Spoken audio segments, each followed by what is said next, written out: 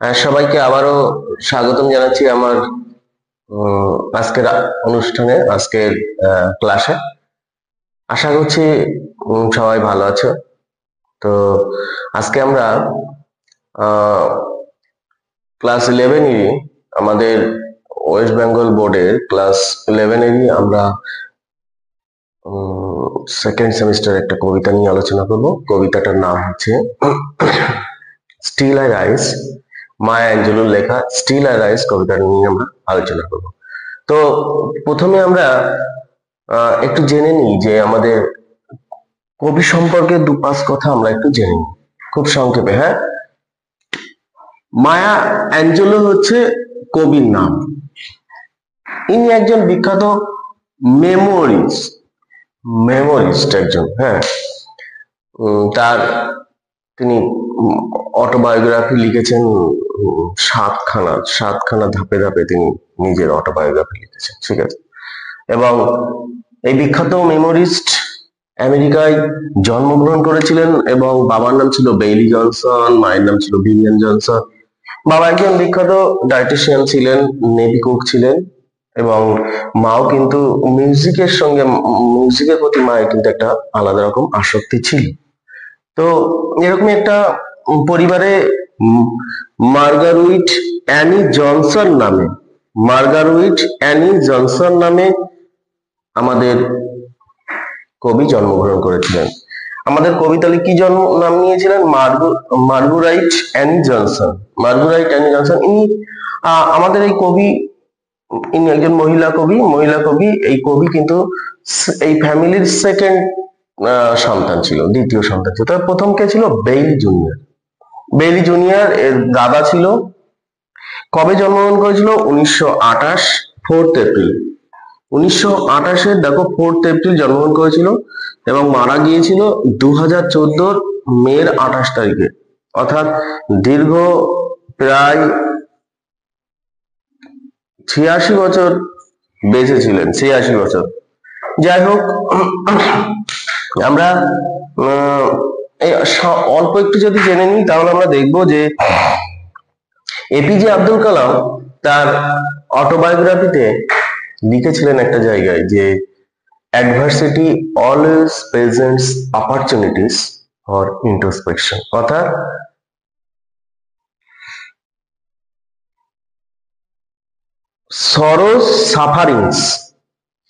সরোজ আর sufferings মানুষ যত ভুগবে তত তার অন্তর্দর্শন করার সুযোগ হবে। নিজের মধ্যে কি শক্তি আছে, নিজের মধ্যে কতটা শক্তি আছে সে সম্পর্কে সে জ্ঞাত হবে। আমাদের এই কবি কিন্তু সেই ইন্ট্রোস্পেকশন দেখার সুযোগ হয়েছে, অন্তর্দর্শন দেখার সুযোগ হয়েছিল। সমস্ত জীবন একেবারে ছোটবেলা থেকে আপ টু অ্যাডাল্টহুড এতটা অ্যাডভার্সিটির মধ্য দিয়ে তার পথ ছিল, তার পথটা এত অমসৃণ ছিল যে সে কিন্তু সুযোগ পেয়েছিল সেই ইন্ট্রোস্পেকশন করার। দেখো ব্যাপারটা কিরকম।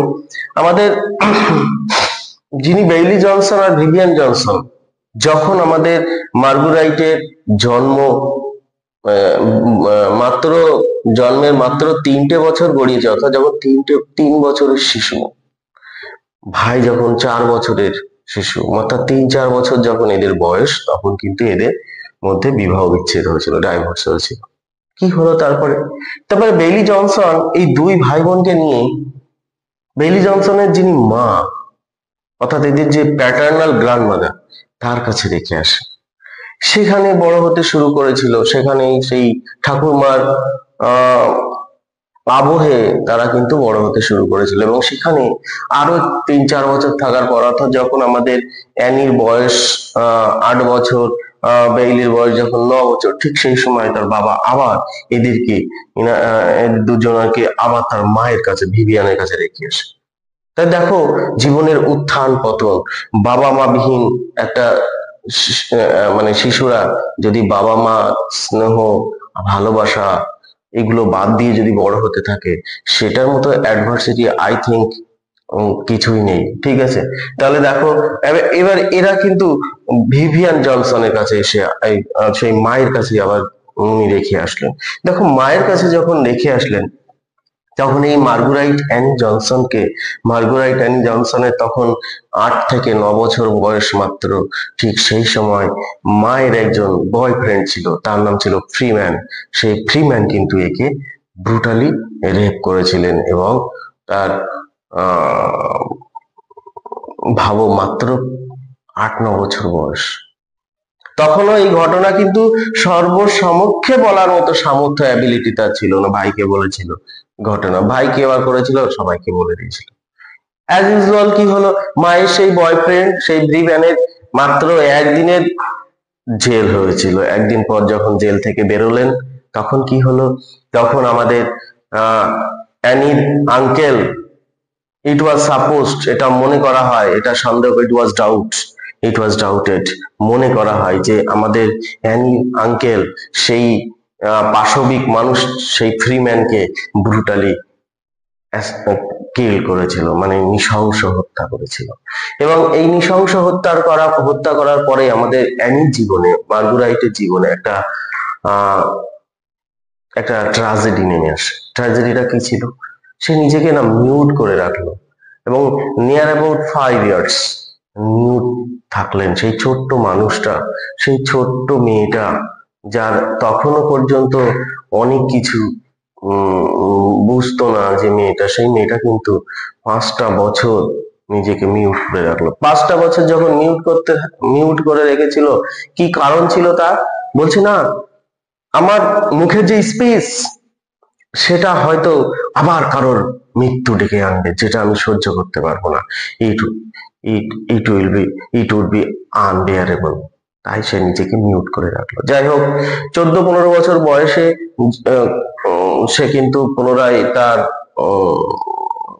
বাক শক্তি আবার শুরু করেছিল, তার সেই স্পেস শুরু করেছিল। যাই হোক, এইভাবেই তার পড়াশোনা উত্থান পতনের মধ্য দিয়ে জীবন চলতে শুরু করলো। অর্থাৎ টোটাল লাইফটা গ্রিম অ্যাডভার্সিটি, একেবারে অ্যাডভার্সিটিতে পরিপূর্ণ, সরোজে পরিপূর্ণ, সাফারিংসে পরিপূর্ণ জীবন। এইরকম একটা মানুষ যখন 23 বছর বয়সে পৌঁছালো, এই মানুষটা যখন 23 বছর বয়সে পৌঁছালো, মানুষটা কিন্তু বিয়ে করেছিলেন তার প্রথম স্বামী টস অ্যাঞ্জেলোস। আমি প্রথম কথাটা কেন বললাম একাধিক বিয়ে, কিরকম একাধিক বিয়ে, টস অ্যাঞ্জেলোসকে 1951 সালে বিয়ে করেছিলেন এবং বিয়েটা টিকেছিল মাত্র 1954-তে শেষ হয়ে গেছিল। তো 1951 সালে যখন বিয়ে করেছিলেন, এই টস অ্যাঞ্জেলোস কিন্তু একজন গ্রিক ইলেকট্রিশিয়ান আর মিউজিশিয়ান ছিল, বেশ গান বাজনার সঙ্গে আবার জড়িত ছিল। কিন্তু বিয়েটা কিন্তু বেশি দিন টেকেনি, মাত্র 1954 সালে। এই সময় আমাদের অ্যানি জনসন কিন্তু একটু সঙ্গীতের প্রতি আসক্ত হয়েছিলেন এবং আমরা দেখব তিনি কিন্তু বিভিন্ন ক্লাবে, যে নাইট ক্লাব গুলো ছিল বা বিভিন্ন প্রোগ্রামে সিঙ্গার কাম ডান্সার হয়ে উঠলেন এবং বেশ সুনাম অর্জন করেছিলেন। তারপরে আমরা দেখব যে এই যে 1954 সালে এই সময় আমাদের মার্গুরাইট অ্যানি জনসন নিজের নামটাকে পরিবর্তন করে নিলেন। কি করলেন, এর ডাকনাম ছিল, এর একটা নিকনেম ছিল মায়া। মায়া নামটা নিলেন। আর আমাদের এই যে টস অ্যাঞ্জেলোস, এই যে টাইটেলটা, সারনেমটা, এই সারনেমটা নিলেন। তাহলে নিকনেম আর সারনেম, প্রথম হাজবেন্ডের সারনেম নিয়ে নিজের নামটাকে রাখলেন মায়া অ্যাঞ্জেলোস, মায়া অ্যাঞ্জেলো। এরপরে আমরা দেখবো অ্যাঞ্জেলো এই যে 1957 সাল পর্যন্ত তার কিন্তু মূলত তেমন কিছু লেখা টেখা নেই। এই 1957 পরে গিয়ে তিনি কিছু লেখা শুরু করছেন। এরপর আমরা দেখবো তার সেকেন্ড স্পাউস পল ডুফু হচ্ছে, তাকে বিয়ে করেছিলেন 1973 সালে এবং এই বিয়েটাও কিন্তু বেশি দিন টেকেনি, 1983-তে কিন্তু শেষ হয়ে গেছে। এভাবেই আমরা দেখব জীবনের উত্থান পতন দিয়েই কিন্তু তার জীবনটা শুরু হয়েছিল, দারুণ একটা ট্র্যাজেডি দিয়ে শুরু হয়েছিল এবং আপ টু ডেথ সেই ট্র্যাজেডিটাই কিন্তু রান করে গেছিল তার জীবনে। ঠিক আছে, এরপর আমাদের মায়া সম্পর্কে আমি খুব একটা কিছু বলছি না, এরপর আমরা সরাসরি কবিতায় চলে যাব। এবার আমরা একটু দেখে নেব যে কবিতার বিষয়বস্তু কি। আমরা আমাদের কবিতার নাম হচ্ছে still I rise. Still I rise নামটা শুনলেই দেখো মনে হচ্ছে যেন একটা স্ট্রাগল টু রাইজ।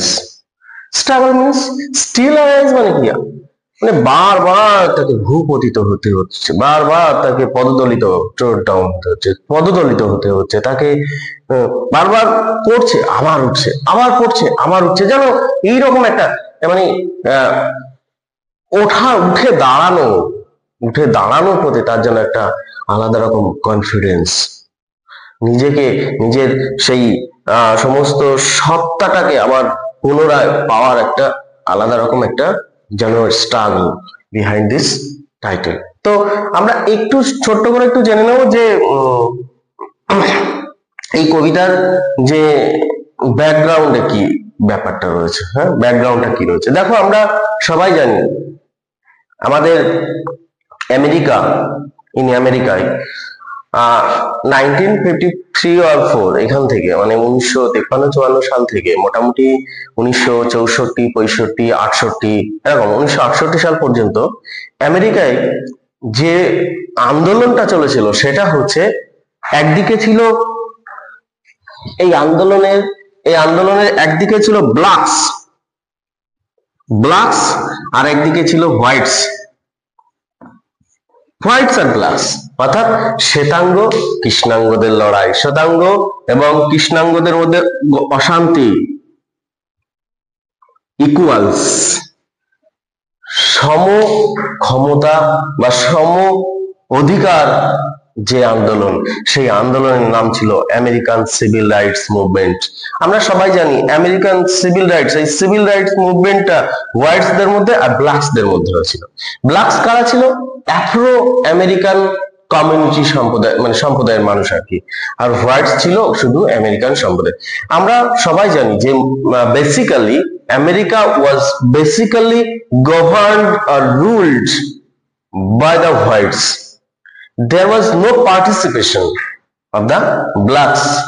ওকে, এবার এই ব্ল্যাকরা চেয়েছিল যে সমান হতে, তো তার জন্য তারা কিন্তু এই আমেরিকান সিভিল রাইটস মুভমেন্ট করেছিল। এবং এই মুভমেন্টস আমাদের মায়া Angelo was involved, active participant, active কি বলবো, মানে খুব অ্যাক্টিভলি উনি কিন্তু আমাদের এই আন্দোলনে অংশগ্রহণ করেছিলেন। তাহলে এই আন্দোলনে অংশগ্রহণ করা, এই আন্দোলনের যে মোটিভ বা এম, সেটা কিন্তু সরাসরি আমাদের এই কবিতায় দেখতে পাবো। কারণ এই আন্দোলনটা মোটামুটি শেষ হয়েছিল 1968-তে যদি হয়, এই কবিতাটা আমাদের লেখা হয়েছে 1970 সালে। দেখো একেবারে গোড়ায় লেখা, ঠিক আছে। তো এই কবিতাটা এটাই হচ্ছে এর বিষয়বস্তু। শুধু যে বিষয়বস্তু সেটা হচ্ছে আমরা কবিতায় মূলত যে জিনিসটা দেখবো, এই হোয়াইটস আর ব্ল্যাকসদের নিজে হচ্ছে রিপ্রেজেন্টেটিভ। তো সেই রিপ্রেজেন্টেটিভ হোয়াইটসদের এগেনস্টে কি মেসেজ থ্রো করছে সেটা আমরা গোটা কবিতাটার মধ্যে দেখবো। আমরা দেখবো কবিতায় 9খানা স্টানজা আছে, ছোট ছোট স্টানজা আছে, প্রত্যেকটা স্টানজার মধ্যে খুব বিউটিফুলি এটা ঠিক যেন মনে হয় যেন ইমেজ ক্রিয়েট করছে উনি। আমরা যদি মানে একেবারে উইথ অ্যাটেনশন যদি কবিতাটা ডিসকাস করি, তা দেখবো উনি বিউটিফুলি একটা ইমেজ ক্রিয়েট করেছেন। ওকে, চলো আমরা এবার দেখি লাইন বাই লাইন খুব সুন্দর করে কবিতাটা একটু দেখে নিই। ইন দ্য ফার্স্ট স্টানজা, প্রথম স্টানজায় আমরা দেখে নিই একটু ছোট্ট করে কি আছে। You may write me down in history with your bitter, twisted lies. You may trod me in the very dirt, but still, like dust, I will rise. In the very first line, and you, the speaker here, directly addresses his oppressor, তার উৎপীড়নকারীকে সরাসরি সে কিন্তু you বলে সম্বোধন করছে। কি বলছে? বলছে তুমি আমাদের যে ইতিহাসটা রচনা করতে যাচ্ছ, কাউকে, সামওয়ানকে উনি অ্যাড্রেস করে বলছে যে যে ইতিহাসটা রচনা করা হয়েছে বা হচ্ছে বা করতে চলেছ, পৃথিবীর সমস্ত বিটার আর টুইস্টেড লাইস দিয়ে ভরা ওই ইতিহাস। ওই ইতিহাসে সমস্ত মিথ্যা কথাগুলো পরিপূর্ণ হয়ে আছে। আর কি বলছে তাকে? ইউ মে ট্রোড মি, বলছে তুমি, হ্যাঁ তুমি আমাকে পদদলিত। এই ট্রোডের প্রথম ফর্ম হচ্ছে TREAD, ট্রেড, এটা পাস্ট ফর্ম, পদদলিত করা। বলছে তুমি আমাকে পদদলিত করতে পারো। কিসের মধ্যে? একেবারে আমাদের সেই মলিন নোংরার মধ্যে, ঠিক আছে, কিন্তু বাট স্টিল যতই তুমি আমাকে নিচের দিকে নামাও না কেন, লাইক ডাস্ট আর গাইস। দেখো আমরা দেখি ধুলোর কাজ কি। ধুলোতে আমরা যদি একটা আঘাত করি, ধুলো কি করে? ধুলো উপর দিকে উড়ে যায়। বলছে ঠিক সেই ধুলোর মতন আই উইল রাইজ, আমি উপর দিকে যাব। আমাকে, তোমার কোনো ক্ষমতাই নেই আমাকে পদদলিত করে রাখা।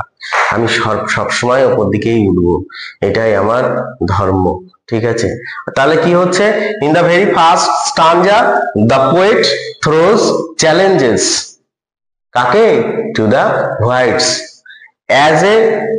as a representative of Afro-American black community. সেই ব্ল্যাক কমিউনিটির একটা রিপ্রেজেন্টেটিভ হিসেবে হোয়াইটসদের থ্রো করছে চ্যালেঞ্জেস।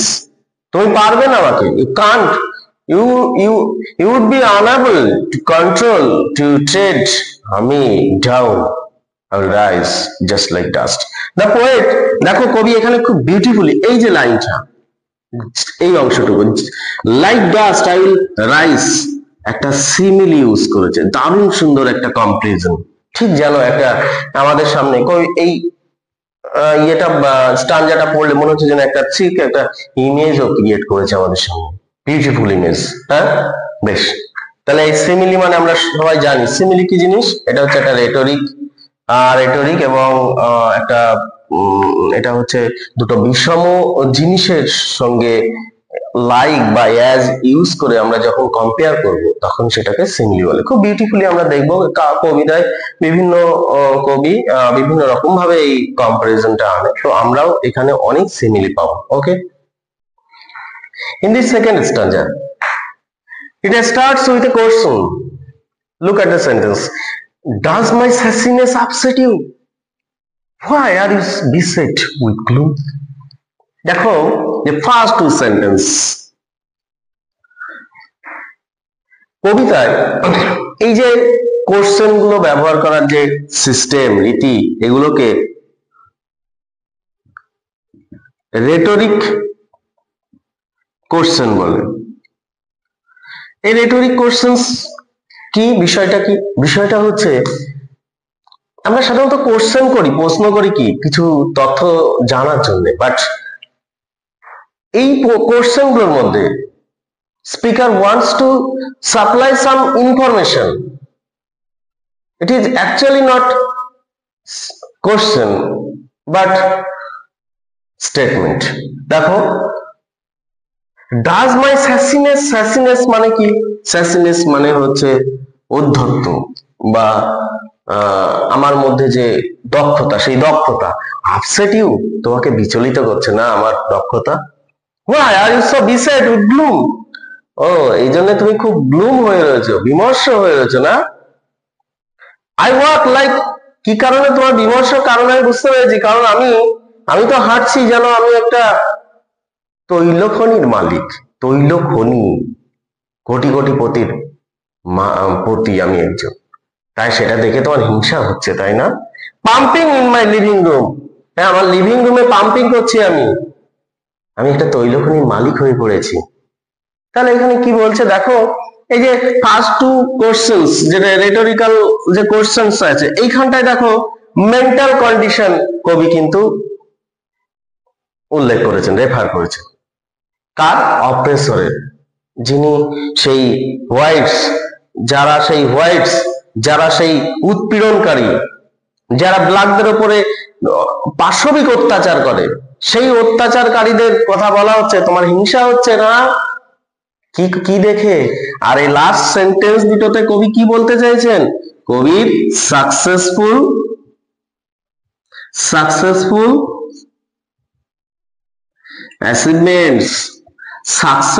অ্যাচিভমেন্টস, ওনার সাফল্য দেখে সেই অপ্রেসররা কি করছে? হিংসে জ্বলে পড়ে মরছে। তাহলে এখানে অ্যাচিভমেন্ট, এখানে হচ্ছে mental condition of the whites. Third স্ট্যান্জায় কি আছে দেখে নিই আমরা একটু। Just like moons and like suns with the certainty of tides, just like hopes springing high, still I rise. এখানে আবার দুটো দেখো সিমিলার লাইন আছে, সেই লাইক দিয়ে কম্পেয়ার করছে। The poet or the speaker here compares herself কিসের সাথে কম্পেয়ার করছে? মুনস আর সানস, চাঁদ আর সূর্যের সাথে। আর কার সঙ্গে তুলনা করছে?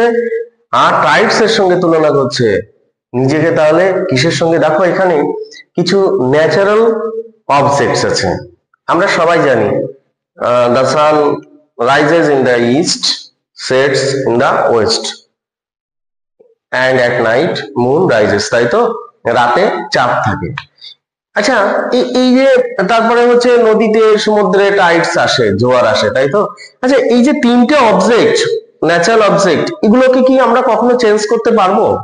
সূর্যকে একদিন বলি না পশ্চিম দিক থেকে উঠতে, পারবো না। তাহলে এগুলো ইটার্নাল, শাশ্বত, নেভার এন্ডিং, কোনো চেঞ্জ হবে না, তাই না? তাহলে এই যে শাশ্বত, আমাদের স্পিকার, আমাদের লেখিকা বলছে আমিও শাশ্বত, চিরন্তন, আমিও এভাবেই উঠবো, আমিও কোনো বাধা, কোনো পৃথিবীর কোনো বাধা আমাকে ডমিনেট করতে পারবে না। I am indomitable, I was indomitable. আমি ইনডোমিটেবল, আমাকে কেউ কন্ট্রোল করতে পারবে না। আর কি বলছে? আমার যে হোপস গুলো আছে, হোপ স্প্রিঙ্গিং হাই, এখানে কবি দেখো একটা simile sentence in the same way. এটা কিন্তু হোপটা দেখো, হোপটা আবার স্প্রিং করছে। হোপ কি স্প্রিং করতে পারে? পারে না। এটা আবার পার্সনিফিকেশন আমরা বলতে পারি। যাই হোক, তাহলে সেই হোপস কিন্তু টাইডের মতোই স্প্রিং করবে, কোনো বাধা সে শুনবে না। এত কিছু বাধা যদি, মানে এত কিছু হবে, প্লাস আমি রাইজ করবো। তাহলে I will rise again, the poet Sage, again the speaker says that I will rise. কবি আবার স্মরণ করিয়ে দিলেন, আবার চ্যালেঞ্জ ছুড়ে দিলেন, আমি রাইজ করব, আমার সেই ক্ষমতা আছে, আমার মধ্যে সেই স্ট্রেংথ আছে। এখানে এই স্টানজাতে কি লেখা আছে, কি দিয়ে শুরু আছে? আবার একটা রেটরিক্যাল কোশ্চেন দিয়ে শুরু আছে। Did you want to be broken, bowed head and lowered eyes, soldiers falling down like teardrops, awakened by my soulful cries? তুমি এগুলো চাইছো না? তুমি চাইছো যে আমি ফেইলিওর হই, আমি ব্যর্থ হই। কবি এখানে টোটাল স্টানজার মধ্যে যে জিনিসটা ফোকাস করতে চাইছেন সেটা হচ্ছে আমার ব্যর্থতায় তোমার আনন্দ। মানে if I will fail, you will or you shall get joy. যদি আমি ব্যর্থ হই, সরি ভুল বললাম, if I fail you will be joyous, will be। তো তোমার সেই মেন্টাল কন্ডিশনটা, সেই mental condition of the oppressor, of the whites is uttered here. কি বলছে? তোমার মনে হচ্ছে যে আমি ব্রোকেন হই না, আমি ভেঙে পড়ি, আমি ব্যর্থ হই। হ্যাঁ, এটা রেটরিক্যাল কোশ্চেন আমি বললাম। বাউড হেডস এন্ড লোয়ার্ড আইস, বা এইখানটায়, হ্যাঁ ঠিক আছে, বাউড হেড একটা প্রশ্নবোধক সেন্টেন্স, ঠিক আছে। বাউড হেড আর লোয়ার্ড হাই সাইড চলি না আমরা, বাউড হেড এই যে মাথা হেড করে চোখটা নিচের দিকে রেখে, এটা আমরা কখন চলি? যখন আমরা সরোজ সাফারিং এ ক্লিষ্ট হই। আর কি? যখন আমরা কাউকে রেসপেক্ট প্রদর্শন করি, তাই তো? যখন আমরা কাউকে সম্মান দেখাই, আরে তুমি তো হোয়াইটস, তুমি তো আমাকে অত্যাচার করো, আমার প্রতি উৎপীড়ন করো, আমি কেন তোমার প্রতি আমি সেই সম্মান দেখাবো? কেন আমি ভেঙে পড়বো, ব্রেকডাউন হব? না, আনসাকসেসফুল নই, আমি আনসাকসেসফুল হতে চাইছি না, আমি সবসময় রাইজ করব, সবসময় সাকসেসফুল হব। সেই কথাটা এখানে কিন্তু বলছে যে সোলজার্স ফলিং ডাউন লাইক টিয়ার ড্রপস, এই সোলজার্স গুলো একেবারে ব্রোকেন হয়ে যাবে, ওয়েকেন্ড হয়ে যাবে, সোলফুল ক্রাইস করব। না, আমি সেরকম মানুষ নই, আমি কিন্তু আবার উঠে দাঁড়াবো, আই উইল রাইজ। এত কিছুর পরে স্টিল আই উইল রাইজ। হ্যাঁ, এইখানটায় এই হচ্ছে কবি স্ট্যানজাতে দেখো আবার সে একটা রেটরিক্যাল কোশ্চেনের মাধ্যমে কিছু ইনফরমেশনস দিতে চাইছে। কি কোশ্চেনটা? Does my haughtiness offend you? Don't you take it awful hard cause I laugh like I have got gold mines digging in my own backward. আমরা প্রিভিয়াস স্টানজাতে একটা স্টানজাতে দেখেছি যে সেখানে তৈল খনি পেয়েছেন স্পিকার। তৈল খনি পেলে তার মধ্যে যে হাঁটা চলা, তার মধ্যে যে উদ্ধত্ত, তার মধ্যে যে অহংকার থাকে, সেটা দেখে তুমি হিংসা করছো, সেটা তুমি সহ্য করতে পারছো না। আর এখানে আমাদের কি হচ্ছে, গোল্ড মাইন্স এর কথা বলছে, সোনার খনি, তৈল খনির অনেক গুণকরের জিনিস, সোনার খনি। বলছে I love like I have goat gold mines digging in my own backward, আমার উঠোনে আমি সোনার খনি পেয়েছি। তাহলে আমার মধ্যে কেমন আনন্দ থাকবে, কেমন উৎফুল্ল থাকবে, কেমন উৎফুল্লতা থাকবে, সেই জয়, সেই লাভটার, সেগুলো তোমার দুঃখের কারণ হচ্ছে। আর রেটরিক্যাল কোশ্চেন্স এর মধ্যে কি বলছে? হটিনেস বলছে, ডাজ মাই হটিনেস মানে সেই প্রাউড নেচার বলছে আমার যে সেই একটু আমার মধ্যে একটা প্রাউড করার যে স্বভাবটা রয়েছে, সেটা তোমাকে অফেন্ড করবে। আর কি করবে? তুমি যদিও এই সত্যটাকে মেনে নিতে পারছো না, কিন্তু তোমাকে তো মানতেই হবে, ঠিক আছে? তুমি আর কতদিন, আর কতকাল আমাদেরকে এভাবে অত্যাচার করে চলবে? এবার আমরা এই স্ট্যানজাটা দেখে নিই, এই স্ট্যানজার মধ্যে কি আছে। শুরু হচ্ছে আবার সেই ইউকে দিয়ে শুরু করছে। ইউ কে কি বলছে দেখি। You may shoot me with your words, you may cut me with your eyes, you may kill me with your hatefulness, but still like air I'll rise. In the very first 3 lines, the poet here uses hyperbole and also repetition of you, it's called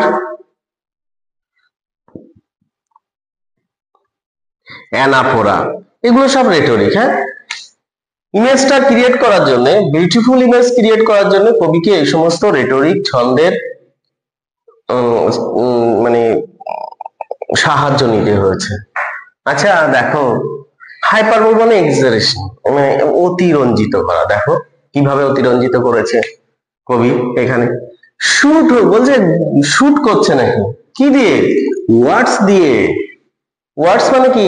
abusive ওয়ার্ডস, গালাগালি করো, খারাপ খারাপ কথা বলো তুমি আমাকে, এমন খারাপ কথা সহ্য করা যায় না, মনে হয় যেন আমাকে শুট করে দিলে, তুমি গুলি করে দিচ্ছ।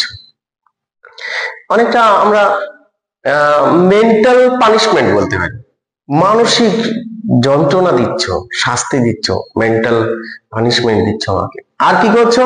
You may cut me with your eyes, আমার দিকে ন্যাস্টি লুকস দিচ্ছ, ন্যাস্টি লুকস, বাজে দৃষ্টি। আরে খারাপ দৃষ্টি দিয়ে তুমি আমার যেন মনে হচ্ছে আমাকে কেটে ফেললে, তাহলে তোমার তাকানোটাও ভালো না, তোমার চোখের দৃষ্টি ভালো না। আর কি ভালো না তোমার? হেটফুলনেস। তুমি আমাকে ঘেন্না করো, সেটা দিয়ে তুমি আমাকে কি করছো? আমাকে কিল করছো, আমাকে হত্যা করে ফেলছো। বাট স্টিল, এত কিছু সত্ত্বেও, ইনস্টেড অফ সাচ হিন্ডারেন্সেস, এত বাধা থাকা সত্ত্বেও, আল রাইজ, কিসের মতো? Just like air, the poet here uses another simile, just like air, I will write a tremendous image. Just think once the image the poet has created here beautifully. দেখো, একটা ছবির মতো মনে হচ্ছে যেন গোটা ঘটনাটা। তুমি দাঁড়িয়ে আছো, তোমাকে সবাই চারিদিক থেকে গালাগালি করছে, তোমার দিকে ন্যাস্টি লুকস দিচ্ছে, তোমাকে ঘেন্না করছে, তবুও তুমি কিন্তু ব্রেকডাউন হচ্ছ না, ভেঙে পড়ছো না।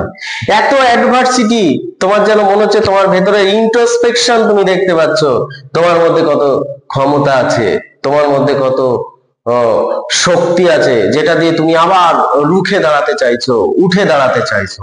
এই স্টানজাতে কিন্তু এটা বিষয়টা ক্লিয়ার হয়ে যাচ্ছে। 7 নম্বর স্টানজাতে আমরা কি দেখছি? আবার সেই কোশ্চেন দিয়ে শুরু হচ্ছে, does my sexiness upset you? Does it come as a surprise? দেখো, as a surprise, does it come as a surprise? এটা আমরা কখন বলবো? কারো সেক্সিনেস, কারো দেখতে সুন্দর, এটা তোমার কাছে সারপ্রাইজ করছে। কেন করছে? তুমি কি এক্সপেক্ট করেছিলে? তুমি এক্সপেক্ট করেছিলে she will be ugly। তুমি এটা এক্সপেক্ট করেছো, হঠাৎ করে তুমি দেখলে যে তোমার সামনে না একটা বিউটি এসে হাজির হলো, তাহলে তোমার কাছে কি মনে হবে? তোমার কাছে এটাই মনে হবে যে এটা একটা সারপ্রাইজ মনে হবে। According to the whites, the blacks are unsexy, ugly, they didn't have or don't have any charms themselves in themselves। তাহলে হোয়াইটরা কি জানে? যে যারা কালো তাদের কোনো সৌন্দর্য নেই, তাদের মধ্যে কোনো স্মার্টনেস নেই, বিউটি নেই, কিছু নেই, নাথিং ইজ দেয়ার। তো বলছে আমার মধ্যে সেটা দেখে তোমাদের হিংসা হচ্ছে না? That I dance like I have goat diamonds. আমি মানে মনে হচ্ছে যেন আমি ডায়মন্ড পেয়েছি। কোথায়? আমার উরু যৌবনে। আমার দেখো, মিটিং অফ মাই থাই, যেন আমার ওখানে ডায়মন্ড আছে, মিটিং অফ মাই থাই। এই থাইয়ের মধ্যে যেন আমি ডায়মন্ড পেয়েছি, হিরে পেয়েছি।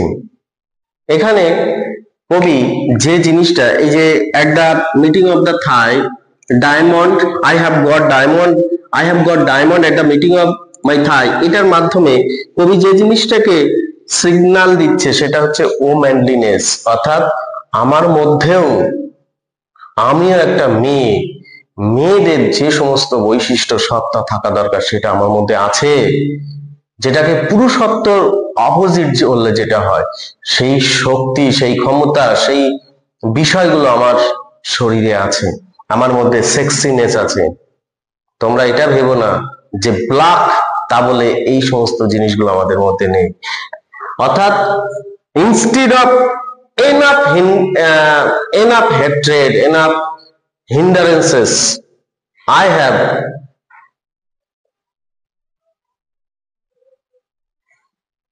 womanliness, আমার মধ্যে কিন্তু সেই মহিলা সত্তা 16 আনা বজায় আছে। The speaker in this stanza becomes serious and refers in this stanza her history, তার ইতিহাসের কথা বলছে। দেখো, out of the hearts of history shames I rise, history shame। এই যে হিস্ট্রি shame, এখানে কবি কিন্তু এখানে দেখো এই যে এইচটা রিপিট হয়েছে, এটাকে ইংরেজিতে অ্যালিটারেশন বলে। হ্যাঁ, একই সেন্টেন্সের মধ্যে একই শব্দ বারবার রিপিট হওয়া, সেটাকে। তাহলে কিন্তু কি বলছে? Huts of history shame. সেই হিস্ট্রি সেম বলতে একটু আগে ফিরে গেছেন আমাদের স্পিকার। কোথায়? স্লেভারি কথা বলছেন। সেই যে দাস প্রথা যেটা ছিল, সেই যন্ত্রণাদায়ক দাস প্রথা যেটা সাফার করতো ব্ল্যাক কমিউনিটির মানুষটা, সেই কথা বলছে। বলছে সেই ইতিহাসের সেই কলঙ্কময় সেই ঐতিহাসিক ঘটনার সেই যে দাস প্রথা, দ্য প্র্যাকটিস অফ স্লেভারি, সেখান থেকে সে রাইজ করবে, সেই মুক্তি সে নেবে সেই কুখ্যাত ঘটনা থেকে, এই কুখ্যাত জীবন থেকে সে বেরিয়ে আসবে। আর কি করবে? Up from the past that's rooted in pain, সেই পাস্টের সেই পেনফুল রুট করা যেখানে আছে, পেনফুল ইভেন্টস গুলো রুট করা যেখানে, সেখান থেকে সে রাইজ করবে। I am a black ocean leaping and wide welling and swelling.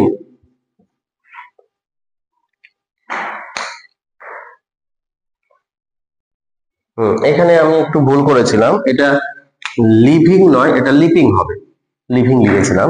কি হলো তাহলে? আরে ব্ল্যাক ওশান, কবি এই প্রথম ডিরেক্টলি তার কমিউনিটির কথা কিন্তু এখানে তুলেছেন, ব্ল্যাক ওশানের সঙ্গে নিজেকে কম্পেয়ার করেছেন। এই যে ব্ল্যাক কমিউনিটির মানুষ, সেটা কিন্তু এই প্রথম তিনি বললেন যে ব্ল্যাক কমিউনিটি, আমি ঠিক যেন আবার এখানে কম্পেয়ার করেছেন কবি নিজেকে ব্ল্যাক ওশানের সাথে। এবং সেই ব্ল্যাক ওশান যে কিনা উদ্যম লিভ করে, ওয়াইড অনেক বড় জায়গা ব্যাপী ওয়েলিং করে, মানে রাইজিং করে, সোয়েলিং করে, I bear in the tide। ঠিক আছে, বলছে সেই ওশান, যে ওশান কিনা এত কিছু টর্চার সহ্য করছে, এত উত্থান পতন সহ্য করছে, বলছে আমিও সবকিছু বেয়ার করে আমি আবার নতুন করে নিজেকে রাইজ করব, নিজে আবার নতুন করে রাইজ করব। এই পুরনো ইতিহাস, সব ইতিহাস আমি ভুলতে চাইছি। হ্যাঁ, আমি সেই প্র্যাকটিস অফ স্লেভারিকে ডেমোলিশ করব, ধ্বংস করব, রুইন করব। In the concluding stanza, একেবারে at the end of the poem, কি বলছেন কবি দেখো, leaving behind nights of terror and fear I rise into a daybreak that's wondrously clear I rise, bringing the gifts that my ancestors gave. I am the dream and hope of slave.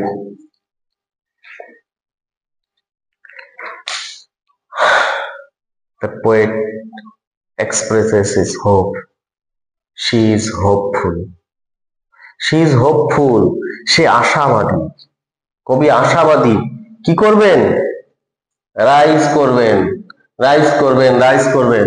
The night of terror and fear, সেই যে ভয় আর আতঙ্কের রাত কেটে গেছে, সে আর নেই। Daybreak হয়েছে, নতুন দিন এসেছে, রাইজ করছি। আর কবি এখানে অ্যানসেস্টরদের কথা বলছে, অ্যানসেস্টরদের কথা বলছে, তার যারা অতীতে সেই মানুষগুলো যারা কিনা তাকে গেভ বার্থ, জন্ম দিয়েছে, বা তার যাদের কারণে তার সেই ব্ল্যাক কালারটা সে পেয়েছে, অর্থাৎ সে তার কমিউনিটির জন্য proud. She is very much proud for her community, for her ancestors. সে কারণে সেই তাদের সেই স্বপ্ন, তাদের সেই আশা, হ্যাঁ, হোপ অফ দ্য স্লেভ, দেখো স্লেভ কথাটা এখানে উল্লেখ করেছেন, সেই তাদের সেই যে আশা ছিল, সেই স্লেভরাও কিন্তু আশাবাদী ছিল একদিন আমাদের এই স্লেভারিটা অ্যাবলিশ হবে, আমরা আবার অন্য মানুষের মতো হব, আমাদের সেই জায়গাটা আমরা ক্রিয়েট করব। হ্যাঁ, সেই কথাটাই কবি কিন্তু একেবারে কনক্লুডিং স্টানজাতে দারুণ করে এক্সপ্রেস করছে। ঠিক আছে, সবাই ভালো থেকো। আবার আমাদের নতুন ভিডিওয় নতুন কিছু তথ্য আমরা দেব, নতুন কোনো গল্প বা নতুন কোনো কবিতা নিয়ে আসবো।